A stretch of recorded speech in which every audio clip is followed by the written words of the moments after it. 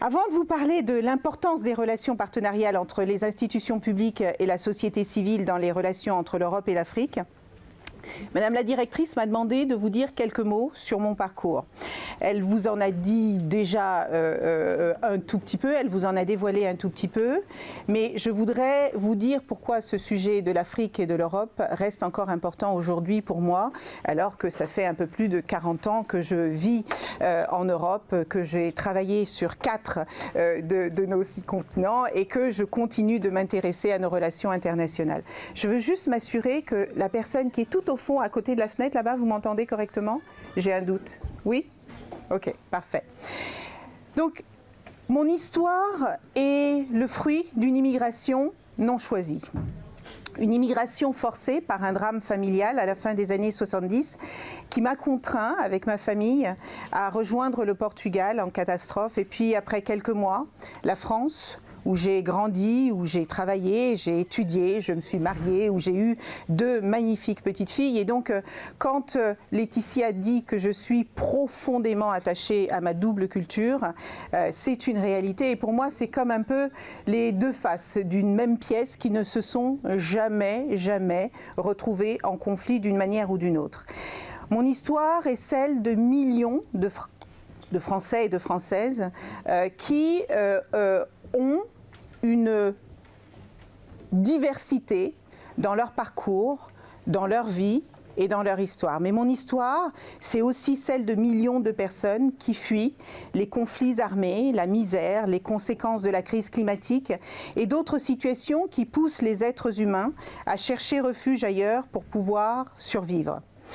Ces migrations intracontinentales, extracontinentales vont s'accélérer au gré des crises économiques, géopolitiques et environnementales auxquelles nous sommes aujourd'hui confrontés. Pourtant, je suis née sur l'un des continents les plus grands du monde, un continent qui est plus grand que l'Europe, la Chine et les États-Unis réunis. Un continent qui possède 60% de terres arables, 90% de matières premières et 80%... Attendez. Levez la main ceux d'entre vous qui avaient un téléphone. Je voulais juste m'en assurer. 2 téléphones? Est-ce qu'il y en a qui ont 2 téléphones? 2 téléphones. Et en Afrique, vous avez raison de dire que les gens sont tout autant équipés. Eh bien, figurez-vous que si cette matière rare qui est le coltan n'existait pas sur le continent africain, nous n'aurions pas la possibilité d'avoir ces téléphones dans nos poches et de pouvoir communiquer avec le monde entier, avec les gens qu'on aime, avec nos collègues, etc. etc. Et je parle aussi de la richesse de l'Afrique sur le gaz, sur le pétrole, sur l'or, sur le diamant. Et malgré tout, j'ai grandi avec l'idée que l'Afrique était le continent noir. Pas seulement du fait de la couleur de peau de la majorité des personnes qui y vivent, mais aussi pour les peines, les souffrances qui existent sur ce continent. Vous avez entendu parler des conflits, des guerres, des soulèvements populaires, des coups d'État, des terrorismes, des crises environnementales. Vous avez parlé du manque d'éducation, vous avez entendu parler des problèmes de démocratie, vous avez entendu parler de tous ces sujets, tous ces fléaux internes et externes qui font que ce continent peine à s'appuyer sur ses richesses naturelles pour donner à sa population le destin qu'il mérite. Alors c'est avec cette idée que j'ai grandi. J'ai grandi avec cette idée que l'Occident avait tout et que l'Afrique n'avait rien. Et j'ai grandi avec cette idée que c'était une chance pour moi d'être en Europe, d'y vivre, et qu'il fallait absolument que je donne un sens à cette histoire familiale et à ce déracinement toujours douloureux. J'ai donc travaillé dur pour y arriver et j'ai décidé de miser sur les études. Vous vous souvenez, je pense, de ce que disait Nelson Mandela. L'éducation est l'arme la plus puissante qui soit pour changer le monde. Je sais combien ne pas pouvoir déchiffrer ce monde complexe peut être frustrant. Je sais combien le manque d'éducation peut étriquer nos rêves. Et j'ai donc commencé par faire des études de droit, parce que je voulais défendre la veuve et l'orphelin, et je voulais accompagner les victimes des injustices dont j'avais été si souvent témoin. Je voulais aider ceux qui ne savaient pas, ceux qui ne comprenaient pas, et ceux qui n'avaient pas accès à leurs droits fondamentaux. Et bien que je ne croie pas au déterminisme social, j'ai rapidement été rattrapée par les paradoxes de notre système méritocratique républicain qui font que sans code, sans réseau et sans moyens financiers, une petite fille de ma condition sociale ne deviendrait jamais la grande Gisèle Halimi qui m'impressionnait tant par sa verve et sa détermination. Je me suis donc tournée vers le monde des affaires, celui où, d'après ce que j'avais appris, on réussissait par la force de son travail et de son talent, ni par sa couleur de peau ou son origine culturelle. J'ai donc créé ma première entreprise à l'âge de 20 ans. Je l'ai dirigée pendant une dizaine d'années avant de rejoindre mon premier grand groupe technologique mondial. J'avais tellement été fascinée par la création du fax, l'invention d'Internet, des téléphones mobiles et puis des ordinateurs personnels. Et puis ensuite par l'arrivée de Google qui était en train de démocratiser l'accès à l'information. Je sentais que cette révolution technologique allait changer le monde, pour le meilleur et pour le pire. Je sais bien que pour vous, la majorité d'entre vous qui êtes dans cette salle, qui êtes des générations Y et Z, ça peut vous paraître remonter à l'âge de pierre. Mais sachez que tout cela date d'à peine une génération, d'à peine 25 ans. C'est ainsi que j'ai fait la plus grande partie de ma carrière dans le monde des technologies et je suis successivement passée par Orange, par Dell, ensuite je suis arrivée chez Lenovo, où j'ai été nommée PDG en 2016. Et puis, à l'âge de 33 ans, j'ai décidé de reprendre mes études pour faire un executive MBA et compléter ma formation de droit, parce que comme vous pouvez l'imaginer, quelqu'un qui a fait des études universitaires pour devenir avocat et qui se lance dans le monde des affaires, le plafond de verre n'est jamais très loin. Donc j'ai fait un executive MBA et je suis devenue, quelque temps après, Laetitia Elouette le disait tout à l'heure, je suis devenue vice-présidente pour le continent africain du groupe Hewlett-Packard. J'ai rapidement compris qu'il ne faut jamais, jamais, jamais arrêter d'apprendre pour grandir soi-même, mais aussi pour développer sa carrière. Et quelque temps plus tard, eh bien, j'ai eu la chance de retourner sur le continent sur lequel j'étais née, et puis de contribuer à son développement au travers des technologies. Et la raison pour laquelle je l'ai fait, c'est parce que j'étais convaincue que l'Afrique, après avoir manqué les 3 premières révolutions industrielles, ne pouvait pas manquer la conception des objets connectés, des robots, des drones, des imprimantes 3D, etc., etc., et que l'exportation des matières premières à l'état brut ne suffirait plus à accélérer le développement de ce plus jeune continent du monde.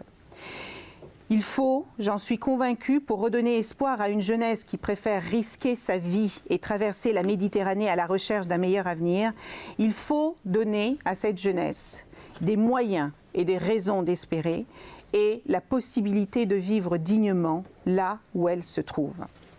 Eh bien, c'est forte de ces idéaux et de ces ambitions que je suis allée m'installer en Afrique du Sud avec ma famille. Et c'est là-bas qu'un soir du mois de juillet 2020, le 5 juillet précisément, le jour de la fête de l'indépendance du Cap-Vert, eh bien c'est ce soir-là que j'ai reçu un coup de fil totalement improbable du cabinet du Premier ministre. Je n'avais jamais fait de politique, je n'avais jamais approché les politiques ni de près ni de loin, mais j'ai toujours été une citoyenne très engagée. Et Jean Castex m'a proposé alors de rejoindre son gouvernement pour devenir ministre en charge de l'égalité entre les femmes et les hommes, de la diversité et de l'égalité des chances. Voilà, c'est ça mon histoire.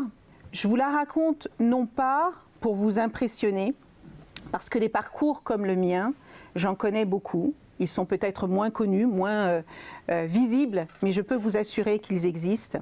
Je vous raconte cette histoire parce que je veux que vous sachiez, vous qui encore à l'aube de votre vie, je veux que vous sachiez que la différence entre l'impossible et le possible réside dans votre capacité à rêver grand et dans votre niveau de détermination. Et ensuite, le reste se construit pas à pas. Alors venons-en maintenant au sujet, au fond du sujet dont je voulais vous parler ce matin. Est-ce que si je pose mon micro, parce que vraiment il me gêne,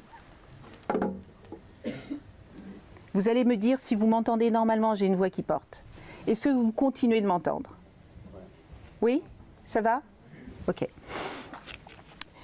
Donc, je disais, venons-en au fond du sujet sur lequel Laetitia Elouette m'a demandé de vous parler aujourd'hui. Et je vais commencer par une conviction très profonde qui est la mienne. Et elle est basée sur mon expérience du monde privé et du monde public.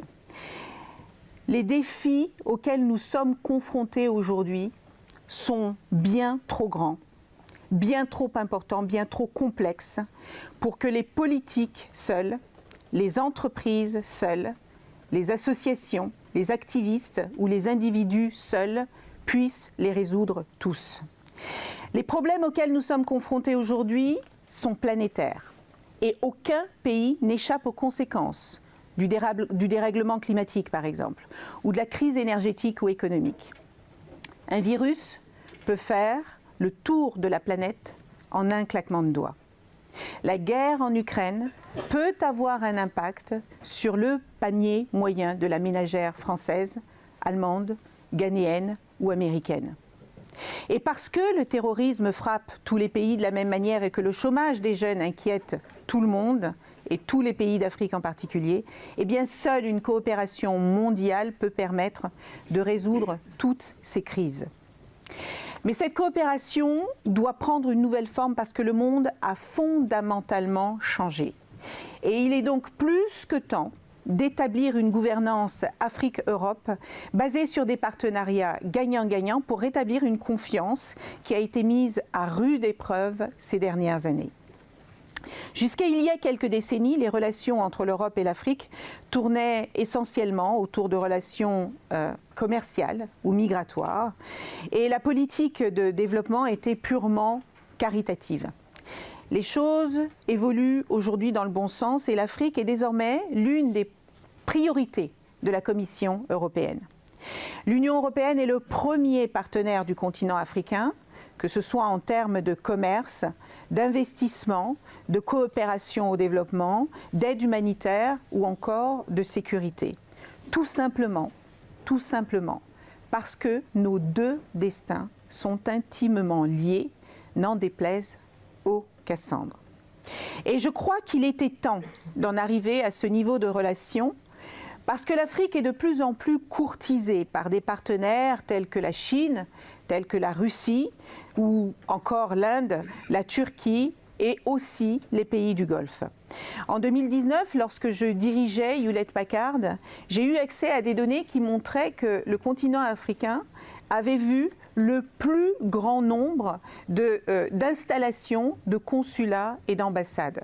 Pas seulement parce qu'ils avaient envie d'aller dans des pays un peu exotiques, mais parce qu'ils ont compris que ce continent, qui est à la fois le plus jeune et le plus dynamique du continent, je rappelle que d'ici 2050, un tiers de la population mondiale sera africaine, ils ont compris que le destin du monde était aussi intimement lié au destin du continent africain.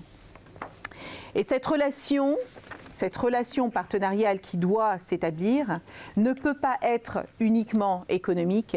Il est important qu'elle soit également diplomatique, qu'elle soit culturelle et qu'elle soit, si j'ose dire, d'abord et avant tout humaine.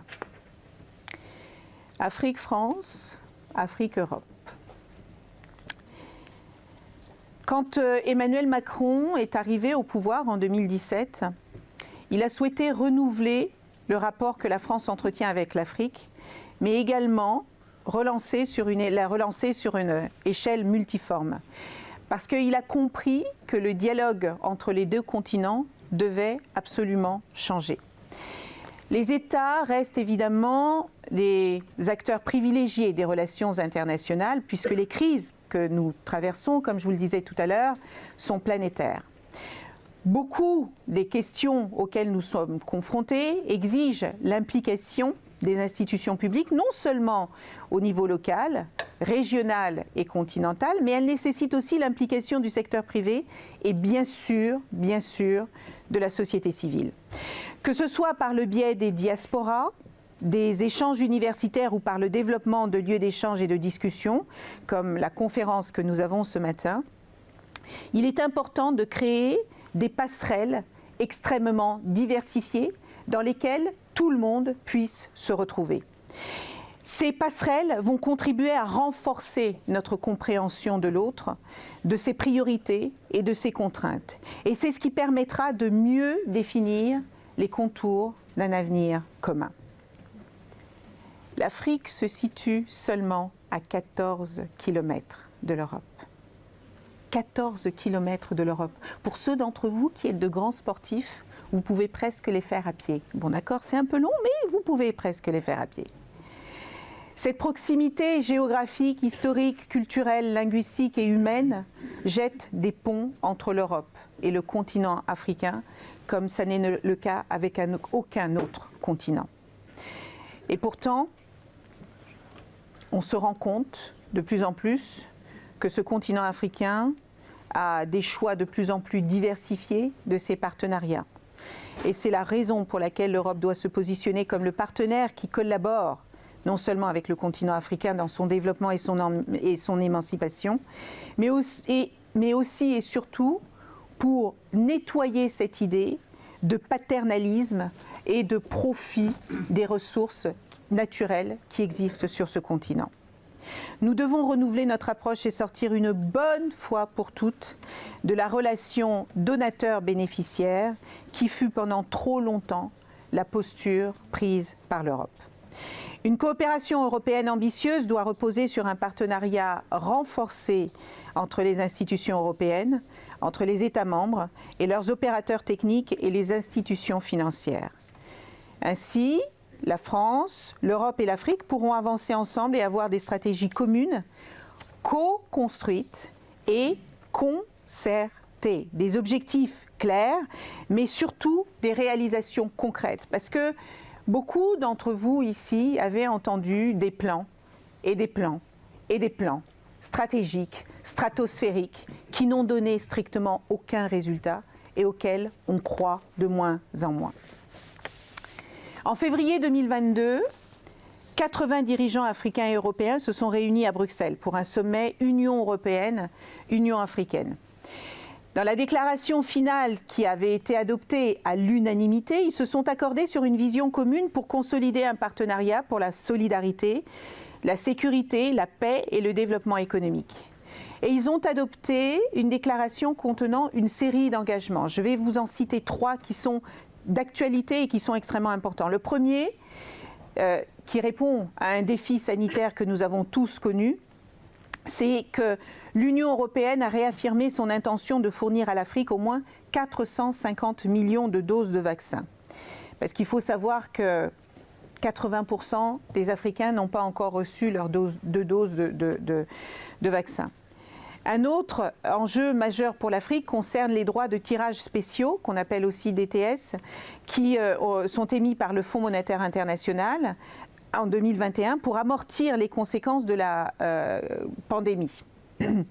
La déclaration finale a appelé les États membres à des contributions volontaires et ambitieuses pour réaffecter les DTS aux différents pays africains. Et enfin, le grand défi concerne les investissements européens dans le cadre de l'initiative Global Gateway. L'Union européenne a annoncé qu'elle allait investir 150 milliards de dollars sur le continent, 150 milliards d'euros sur le continent africain. Il s'agit du premier plan régional dans le cadre du Global Gateway. Et c'est une stratégie définie par la Commission européenne depuis 2021, mais vous allez comprendre qu'elle peine à se mettre en œuvre pour de multiples raisons. Cette enveloppe sera déployée grâce aux apports notamment des institutions européennes et celles des pays membres, mais également grâce au financement privé. Ce paquet d'investissements viendra soutenir des projets de transformation concrets dans les domaines prioritaires, vous l'avez compris, le développement d'infrastructures, l'éducation, la santé, l'agriculture, tous ces sujets-là. Et évidemment, en France, l'Agence française de développement, l'AFD, aura une grande partie prenante et elle va s'associer à la mise en œuvre des initiatives de la Team Europe. Cette initiative cherche à véritablement impulser une nouvelle dynamique de coopération entre les différentes agences de développement européennes dans les pays partenaires au bénéfice des populations. Parce que beaucoup d'Africains disent que les politiques internationales ne fonctionnent pas parce qu'elles n'arrivent pas jusqu'à ceux qui en ont le plus besoin. Renforcer la résilience de l'Afrique et de ses populations relève plus que de la simple collaboration, mais d'un véritable partenariat, comme je le disais tout à l'heure, qui soit tout à fait équitable et qui permette d'écrire ou de construire une œuvre commune. Alors, près d'un an après le sommet, qu'est-ce qui s'est passé ? Eh bien, 11 mois se sont écoulés depuis le sommet historique de l'Union africaine et de l'Union européenne qui était tant attendu et qui s'est achevé à l'époque dans un climat très optimiste. Pendant ce temps-là, alors que la Covid-19 demeure une menace dans le monde entier et que l'accès au vaccin reste très inéquitable, d'autres crises ont provoqué des perturbations importantes. Une semaine après la clôture du sommet, eh bien, la Russie a envahi l'Ukraine et elle a provoqué des ondes de choc au niveau planétaire. Le changement climatique a continué à générer un large éventail de catastrophes et une crise du coût de la vie qui a touché les populations du monde entier. Et tous ces facteurs réunis ont créé un tourbillon géopolitique qui a changé le monde tel que nous le connaissions. Après l'optimisme de la période précédant le sommet, la relation Afrique-Europe et la relation Afrique-France sont à leur point le plus bas que nous ayons connu depuis des décennies. Et cela se reflète dans l'évolution des narratifs et du ton que l'on voit dans les médias et des réseaux sociaux, mais aussi dans les opinions de la société civile qui s'expriment dans les groupes de discussion. Il suffit d'aller sur certains réseaux sociaux pour se rendre compte de l'inimitié ou des tensions qui sont grandissantes entre la France et certains pays d'Afrique, mais aussi entre l'Europe et le continent africain. La confiance est une pierre angulaire de tout partenariat réussi, et cette confiance aujourd'hui est ébranlée entre les deux continents. Et elle s'est encore érodée au cours des derniers mois, notamment en ce qui concerne le suivi des engagements et des concrétisations des décisions qui avaient été prises dans le sommet Union européenne-Union africaine. Le partenariat ne se limite pas aux initiatives évidemment de la Team Europe et de l'Afrique. La communication sur les progrès réalisés par les États membres de l'Union africaine concernant les engagements pris est tout aussi importante. Cette communication permet de démontrer la volonté, le volontarisme et la détermination à avancer sur ces sujets, et particulièrement si on prend en considération le déséquilibre relatif entre le pouvoir de décision de l'Union européenne en Europe et aussi le pouvoir de décision de l'Union africaine sur le continent africain. Alors, et maintenant ? Où est-ce qu'on en est aujourd'hui ? Eh bien, pour rétablir la confiance entre l'Afrique et l'Europe, il est tout à fait essentiel de combler le fossé entre les promesses des sommets et les actions qui sont réalisées. Et il est important de soutenir les parties prenantes qui vont réellement donner vie et corps à toutes les décisions qui sont prises, et notamment donner force à la société civile, les jeunes, le secteur privé et les villes, pour qu'elles plaident en faveur de la programmation réelle et concrète de toutes ces promesses. La France et l'Afrique, l'Europe et l'Afrique ont besoin l'un de l'autre. Et nous ne devons pas laisser passer l'opportunité d'aller au-delà de grandes intentions avec des projets de long terme aux réalités toujours plus concrètes et réelles pour le plus grand nombre. À 9 ans de l'échéance du programme 2030 et des 17 objectifs de développement durable, nous avons la responsabilité collective de concrétiser ce nouveau partenariat historique et mutuellement bénéfique. Le partenariat Afrique-Europe doit et peut apporter des avantages tangibles aux sociétés des deux continents.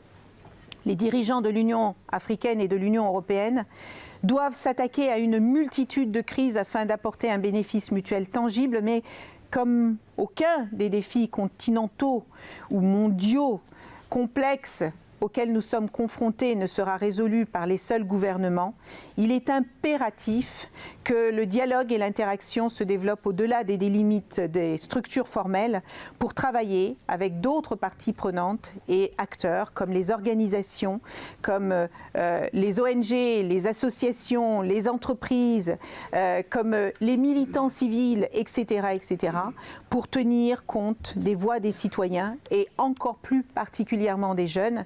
Je vous disais tout à l'heure que l'Afrique est le continent le plus jeune, c'est aussi lié à l'âge des personnes qui y vivent.